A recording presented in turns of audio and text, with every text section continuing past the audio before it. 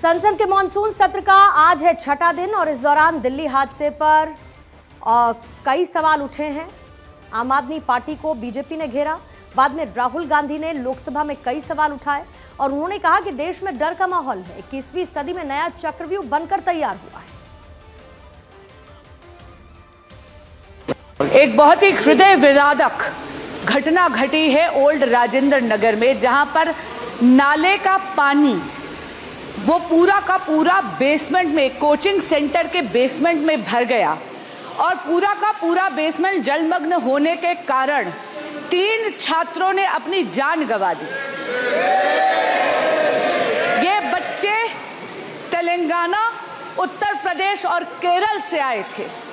अध्यक्ष जी, ये दिल्ली में आईएएस एग्जामिनेशन की तैयारी करने के लिए आए थे, अपना भविष्य उज्जवल करने के लिए आए थे। लेकिन बहुत दुख से मुझे कहना पड़ता है कि दिल्ली सरकार की लापरवाही, यहां तक कि आपराधिक लापरवाही के कारण इन बच्चों ने अपनी जान गंवा दी। चक्रव्यूह के बारे में थोड़ी रिसर्च की और पता लगा कि चक्रव्यूह का एक दूसरा नाम होता है पद्मव्यूह, मतलब लोटस फॉर्मेशन। तो जो चक्रव्यूह होता है स्पीकर सर, वो लोटस के शेप में होता है, कमल के फूल के शेप में होता है। 21वीं सदी में सर एक नया चक्रव्यूह तैयार हुआ है स्पीकर सर, वो भी लोटस की शेप में है सर, और उसका चिन्ह प्रधानमंत्री जी अपनी छाती पर लगा के चलते हैं सर। जो अभिमन्यु के साथ किया गया था, जो अभिमन्यु को चक्रव्यूह में फंसाया गया था, वही हिंदुस्तान के साथ किया गया है।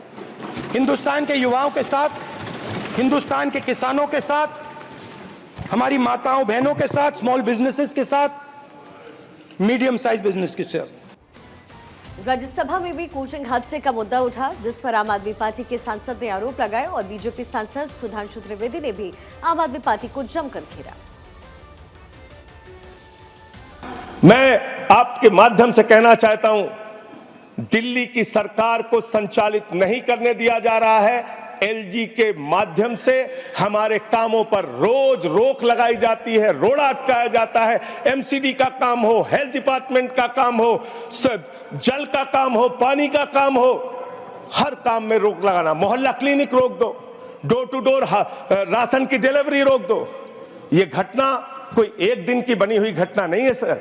ये 10-10, 15-15 साल के जो गुनाह थे पिछली सरकार के और पिछले जो एमसीडी में शासन था 15 साल से, ये उसकी देन है। हमने अपने काम जो किए वो आपके सामने रख दिए।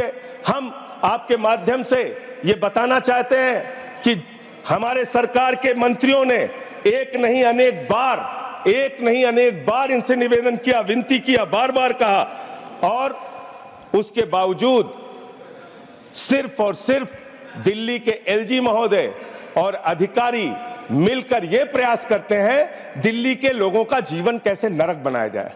सैकड़ों करोड़ का शीश महल बनकर तैयार हो गया, मगर सीवर की सफाई नहीं हो पाई। और यदि मेरी बात पे आपत्ति है हमारे सम्मानित सदस्य को, तो वो आंकड़ा सामने रख दें कि कितना खर्चा उन्होंने उस कंस्ट्रक्शन पे किया था और कितना इन्होंने खर्चा इस कंस्ट्रक्शन पे किया है। तो मेरे विचार से जनता के सामने दूध का दूध, पानी का पानी हो जाएगा। यह बात इसलिए आवश्यक है कि यह मामला सिर्फ एक कानूनी नहीं है, यह मामला सिर्फ तकनीकी नहीं है कि कोई टेक्निकल फेलोर हो गई है। यह मामला एक जहनी सोच का है, जिसमें कि लोगों की जान की कीमत के बारे में बहुत हल्के तरीके से सोचा जाता है। इतनी बड़ी घटना हो गई, मगर दिल्ली के माननीय मुख्यमंत्री जो विशेष परिस्थितियों में, विशेष स्थिति में हैं, उनकी तरफ से कोई इस प्रकार का सब्सटेंटिव बयान आया ही नहीं। अरे कम से कम संवेदना व्यक्त करते, एक जांच इंक्वायरी सेटअप करते, वो ये कहते, ये बयान देते जो कह रहे थे कि मैं तो वहां से बैठकर दिल्ली के लोगों के लिए सदैव मेरा दिल धड़क रहा है, मैं तो दिल्ली के लोगों के बारे में ही सोचता रहता हूं। इतनी बड़ी घटना हो गई और उनकी सोच की कोई एक झलक हमें दिखाई नहीं पड़ी।